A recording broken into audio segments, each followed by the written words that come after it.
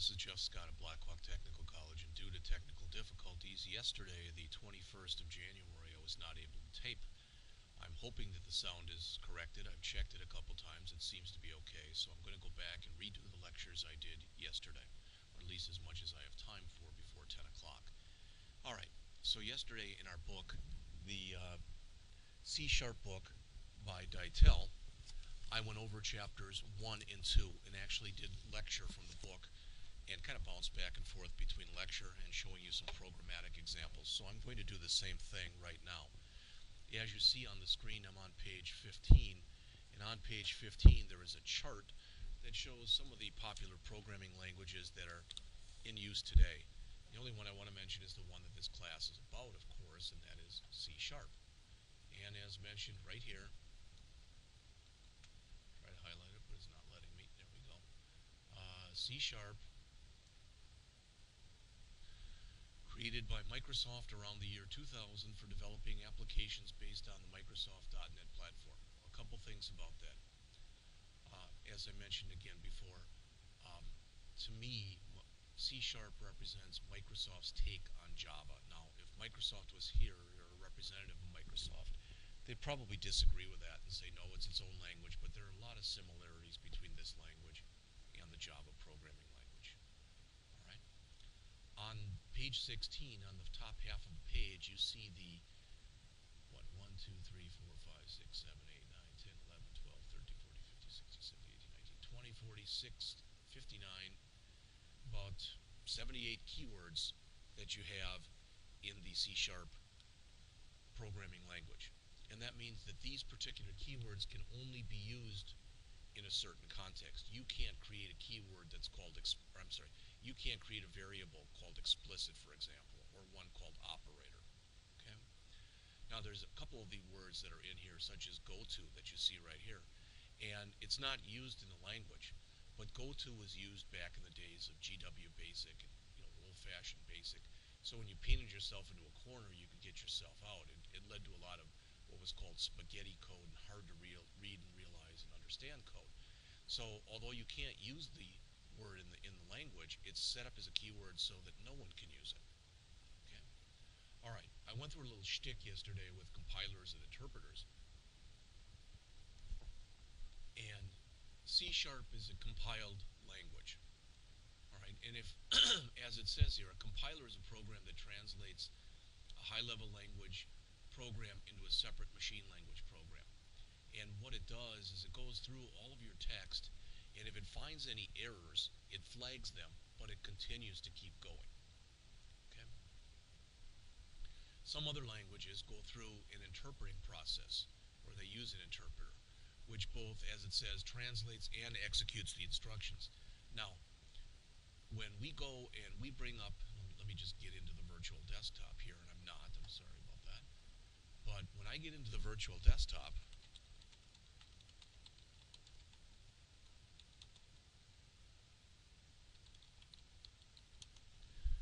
so when I get into the virtual desktop and I bring up a C# program, I created a real simple one yesterday. This is one that we'll look at in just a little bit. I'll decompose it and put it back together again for lack of better words.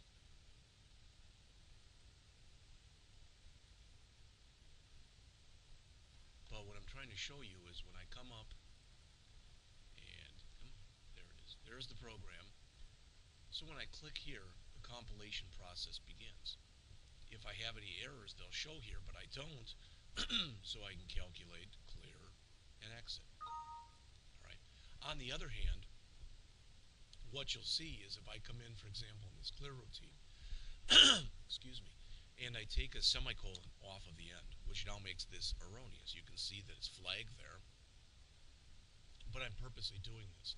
So when I run it, it comes up and it says there were build errors. Would you like to continue? Well, no, I don't want to continue, so I'll click no. Then on the bottom of the screen, it shows me the error. Notice semicolon expected, and it even says line 43. So if I double click on the error, boom, it brings me right there.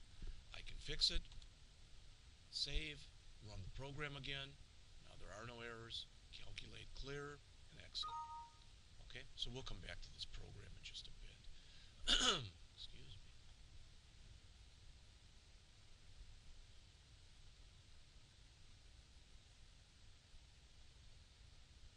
Now they talk here about a syntax error, and that's what I just showed you. That was a missing punctuation character, the missing semicolon at the end of the line. Okay?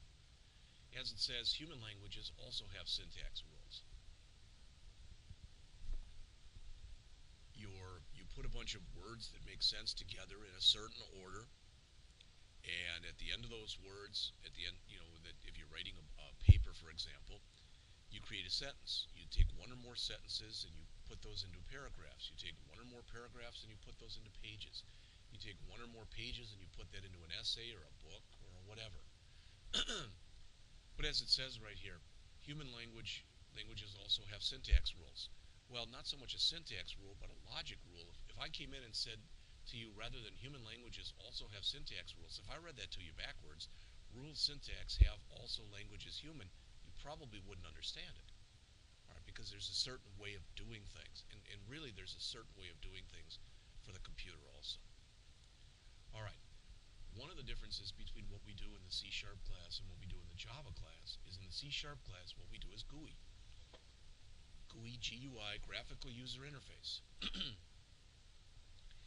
So we use a graphical user interface, but what we could do if we wanted to is we could run our stuff from a command line. We literally could do that. And when we ran it from the command line, I'm not going to even run through any of this stuff with you, but we could do this. So it would come up and say, enter the number of hours you've worked. We type in a 40. Enter your hourly pay rate. We type in a 50, and it would come back and say 2,000.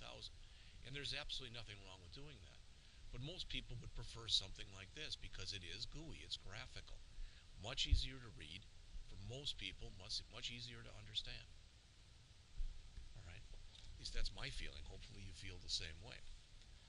Now, they do mention up higher on this page, they talk about event-driven GUI programs. And if I write a program, and I'll bring up the same one that I'd shown you before. This is the same program. Just showed you a couple minutes ago. All right, but if I bring this up and I click start, I don't do anything. The program, for lack of better words, is kind of in an infinite loop. It's waiting for me to do something. With an event-driven programming language, all right, that event-driven programming language, okay, it sits there in an infinite loop and it reacts to events. For instance, an event here would be a button click event, another button click event, another button click event.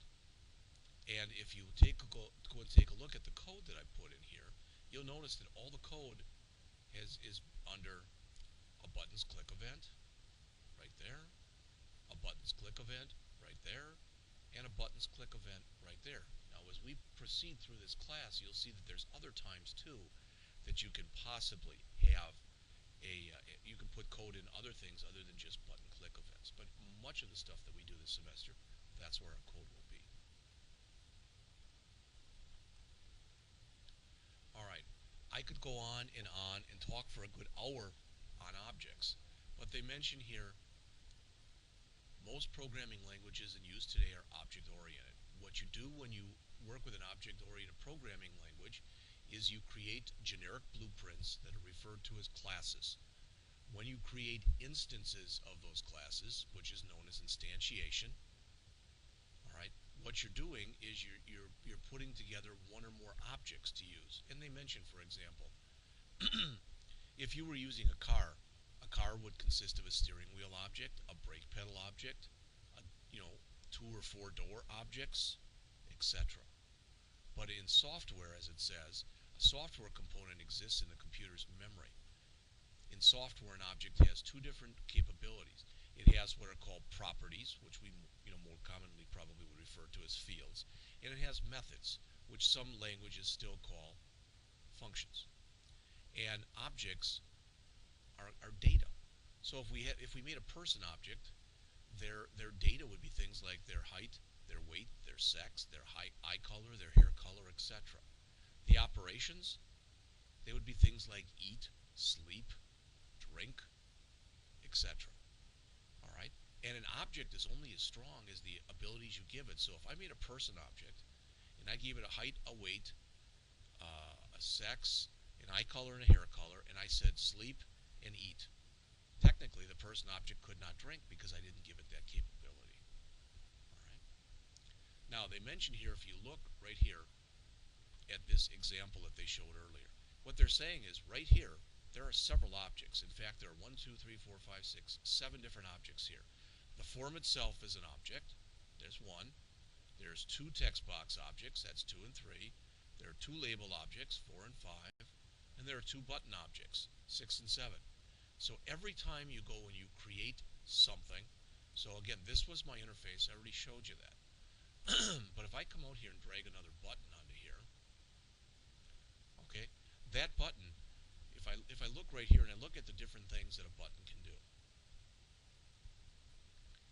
okay, and you bring them up here, these are just the things that I can do from the properties window. I can also do things to the button, not in the properties window, but in code. And the stuff that's here I can also do in code. But you'll notice, allow drop, anchor, auto ellipsis, auto size mode, back color, etc. If I go to the next button and I come back up to the top, same stuff. Whoops. If I go to the next button and come back up to the top, same stuff. And the button I just created and go back up to the top. So all buttons have a bunch of built-in properties. Just like all humans have a height, have a weight, have a sex, have an eye color. Alright? Now people who shave their heads technically don't have a hair color, but hopefully you get the idea. Okay?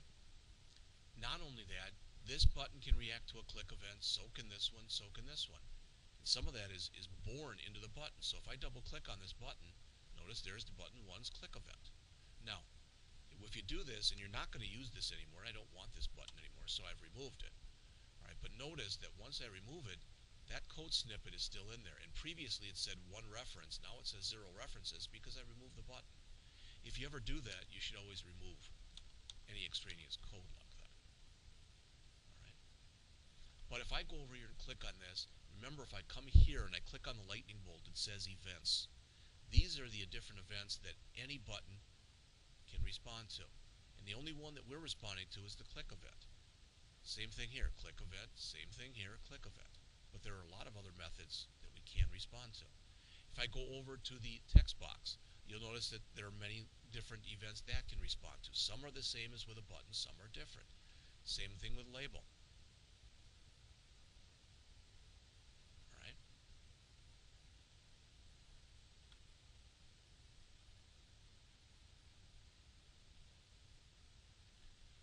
They talk about visible versus invisible objects. As we go on in here, we work with things like arrays and files, and don't worry if you don't know what those are. Those are invisible objects because you work with them but you don't see them. Another invisible object, for lack of better words, is you can make an object invisible when the program starts. So you see this text box right here, but notice when I start the program, it's invisible. It's not until I make it come here that it becomes visible, and I can make it visible and invisible again.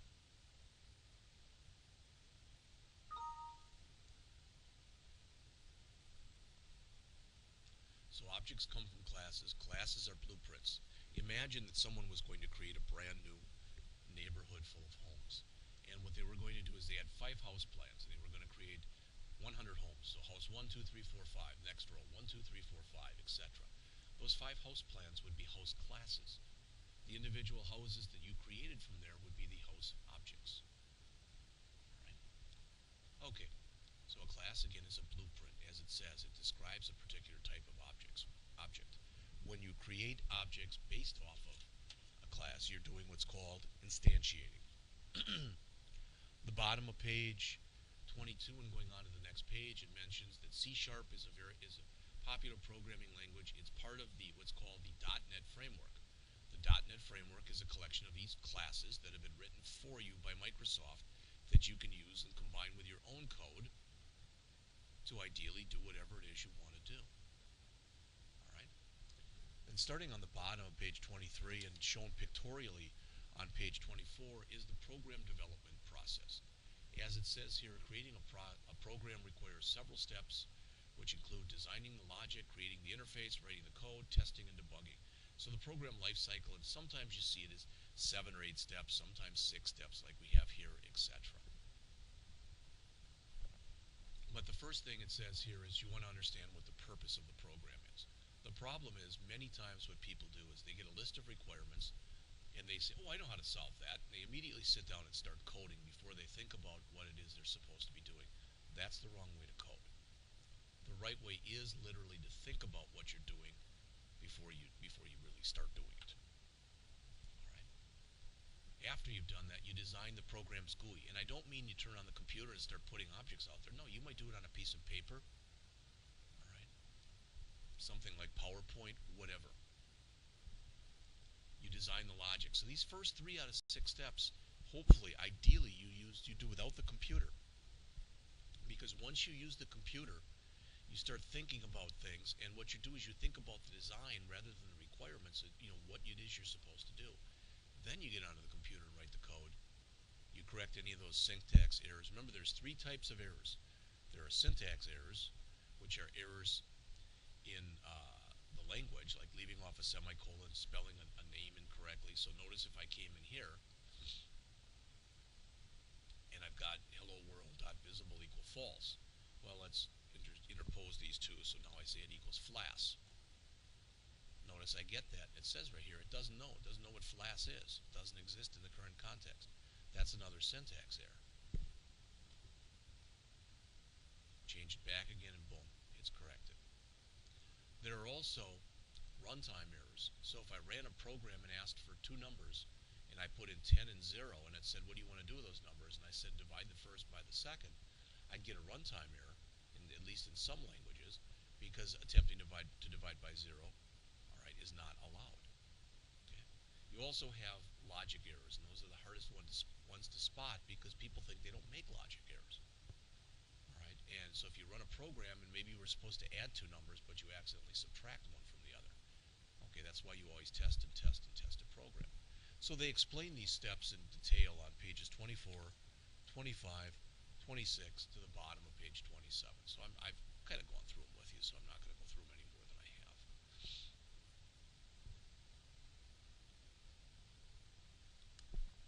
Now on the bottom of page 27, they start getting into talking about getting started with the Visual Studio environment.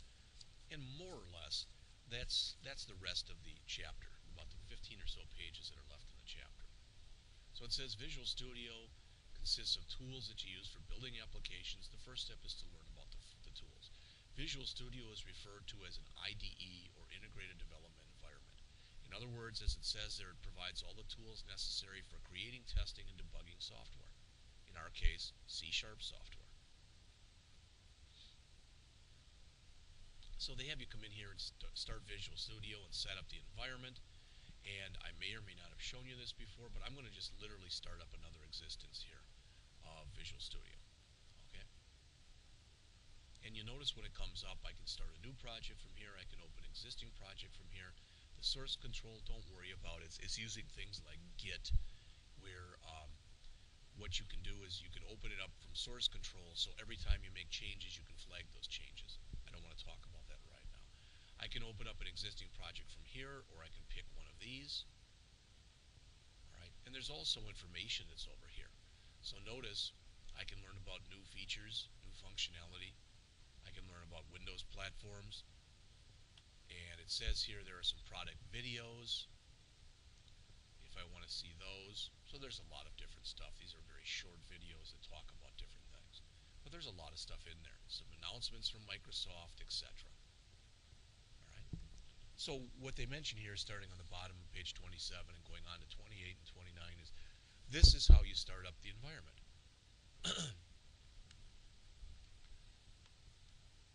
All right.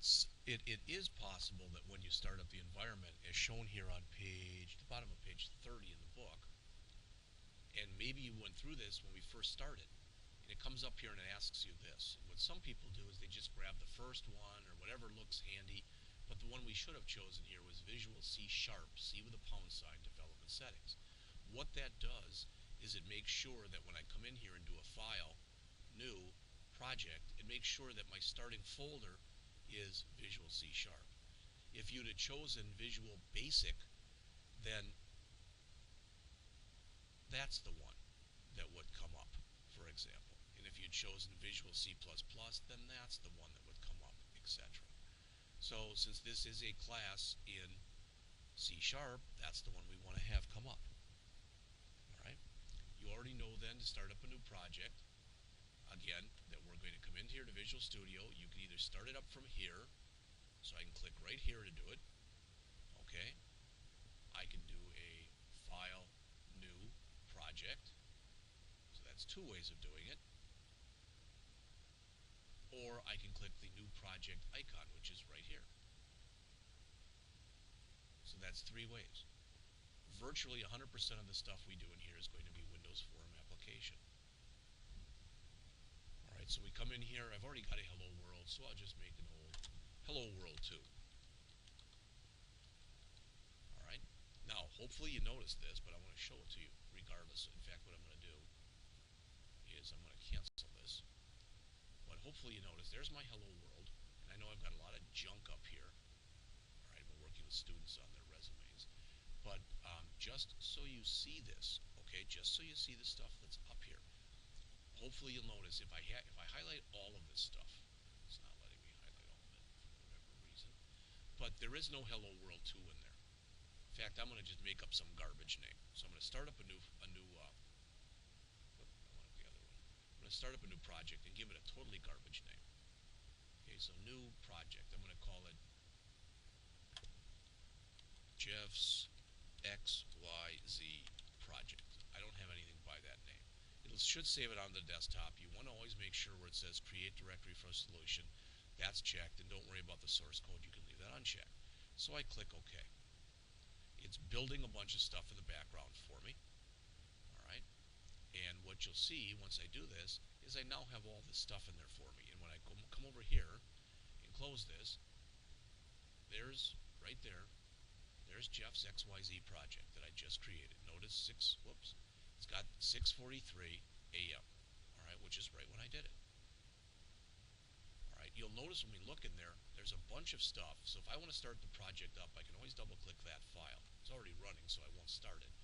But notice, it's created a bunch of stuff for me already. You see this stuff right here.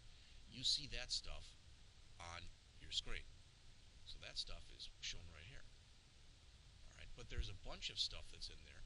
Bin, that's where the executable version of the project is, and some other system files. If I look under OBJ, again, some more system files. If I look under properties, again, some more system files. You should never jack with those files. You should only jack with the files that you can see on your screen. And I've said to you before in the past that when you save a project, you shouldn't do a file save. You should do really a file save all, or Control-Shift-S, or click the double disk icon there, because that not only saves the file you're working on, but any of these background files that I just showed you that may have been changed.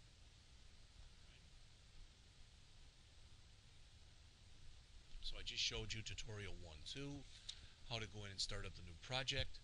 So let's take a look starting on page 33 at the bottom of the page here.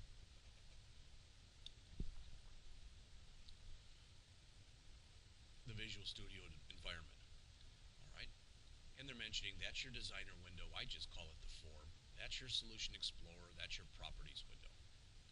And they explain what each one of these things are in here on the bottom of page 33. But again, Solution Explorer or designer window, this is the designer window, which I just call the form. That's the Solution Explorer. That's your properties window. You can take either one of these and make them as tall as you want, as wide as you need them to be, etc. Alright, we've seen all this stuff before. I've also mentioned to you we've got the toolbox over here. I'm going to remove it. Alright, because sometimes when your system comes up it looks like this. In fact, let's close this. Let's close this. Alright, so there's nothing there technically. The key thing then is to go to View, and if I say Solution Explorer, there it is.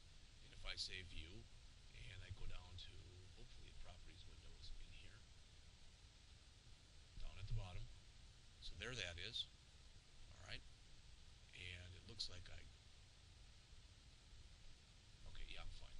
And so now my toolbox, if I click View and Toolbox, which is about halfway down, there's my toolbox. Sometimes though when your toolbox comes up it looks like this, which means if you mouse over it, click, it shows, but it covers up everything.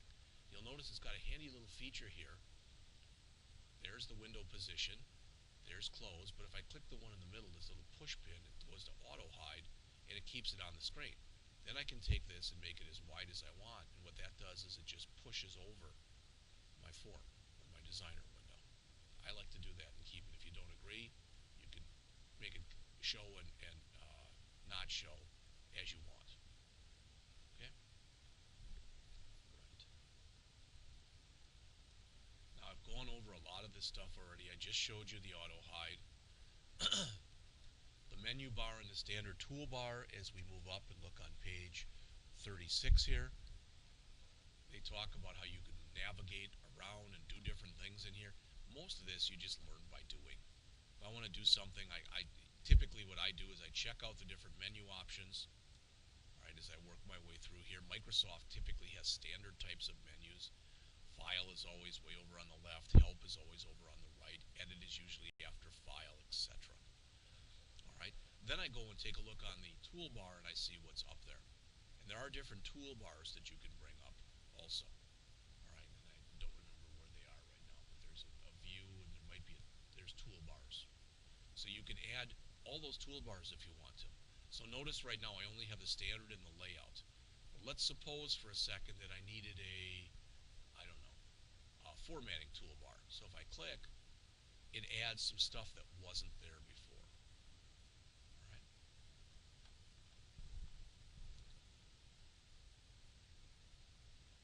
Toolbox I already showed you. I showed you the push pin again with it. Tooltips, hopefully you know what a tooltip is, but on the off chance you do not. If I take my mouse and I put it over this double disk icon, notice it says Save All. That's a tooltip. Later on in the semester, we'll learn how to create tooltips.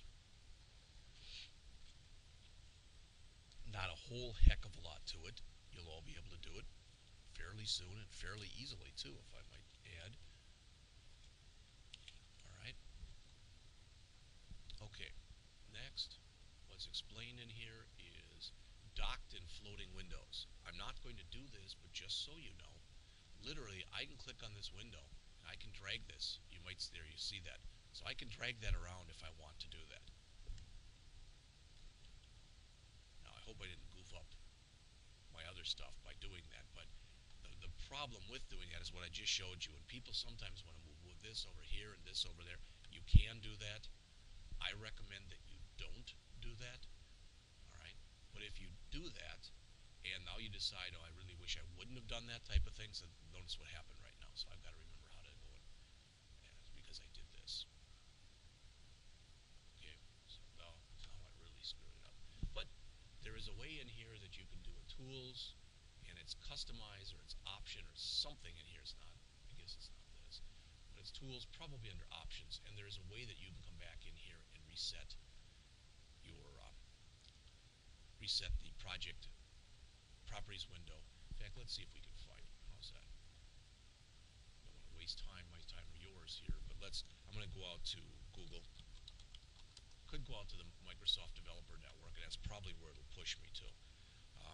How to reset Visual Studio 2013. Let's say settings. Sure. Whoops. Settings. And you'll notice there it is under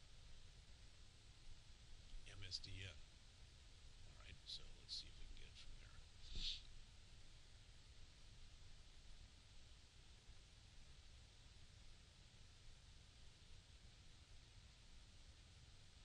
Well, I could try that. I don't think that's the one I want, but let's see. Tools, import and export settings. Let's see if that's the one that I want. So,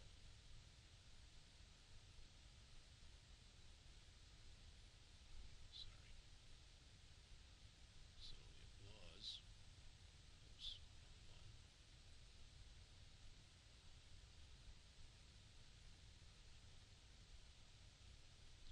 Tools menu, import and export settings. Alright, we'll try that. Tools, import and export settings. That was one away, if this is it. So reset all settings. Resets all the environment settings to one of the default collections of strings. Right? So store my settings here, current settings, just save my current settings. No, I don't need to save my current settings, I don't think. Just reset the settings and overwrite my current settings. Now notice if I do that, it's going to come back and ask me to do this again. So that's going to probably take a couple minutes. And that probably, task list format has changed. I don't know what that means. Finish the wizard, click close. So it didn't like what I was trying to do, but it did move it over, which is what I was most concerned with. Alright. Did I reset? So new, project, still set to good. Okay. So that's a way you can do that. Now I didn't mean to show it to you like that because it was kind of a half-assed way, but hopefully you at least got the idea. Bottom line is I don't typically undock and float my windows around, even though you can do it. Alright, projects and solutions, bottom of page 39 and going on to page 40. Alright, it says, as you learn to program in Visual C#, you'll see the terms project and solution. Each Visual C# application that you create is called a project. A project consists of several files. A solution is a container that holds one or more projects. So in English, there's my solution file, and there's my project file. So the project is inside of this solution, but it would be possible for me to create yet other projects inside of this same solution. And if I was working in a real in an atmosphere, so to speak, or a real on-the-job type of place where I was creating things of much more complexity than the stuff we'll be doing in here, I probably would do that. So if you want more on that, just read on page 39 and 40. Okay. Please remember that when you go through there and you start to work with all those settings and all that other stuff, in fact, what I should do is where I had that, if I kept it, how to reset your settings. So I'm going to grab this, copy it, go into Word. I do a lot of this stuff. Paste this in. Alright, go back to here, grab the URL, put that at the top. I don't take credit for this. I always try to give credit, especially when it's something I have not done.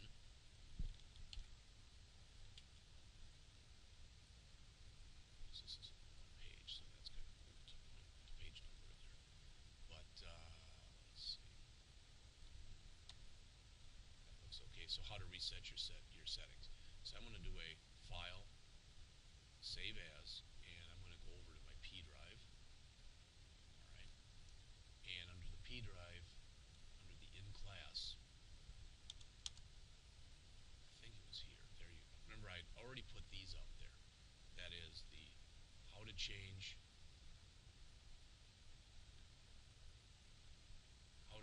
the default location, etc. So this will be how to reset system settings. So that's out there now also in the 114. So I'm going to save that. So that's out there now too. So if you ever need that, and I'll try to go back and remember to reset that stuff, etc.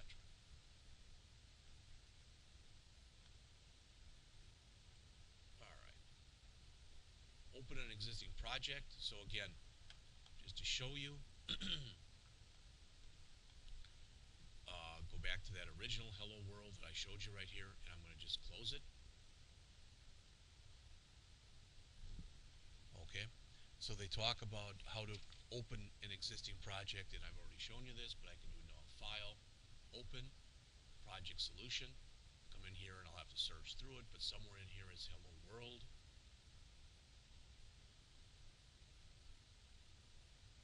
There it is. I can click on that and double click on the solution and bring it up that way. And that pretty much is it for chapter 1. We did not, there are no there are no program examples for chapter 1, so there's nothing to do. So I'm going to come back in a minute and go over chapter 2. So I'll be right back at you.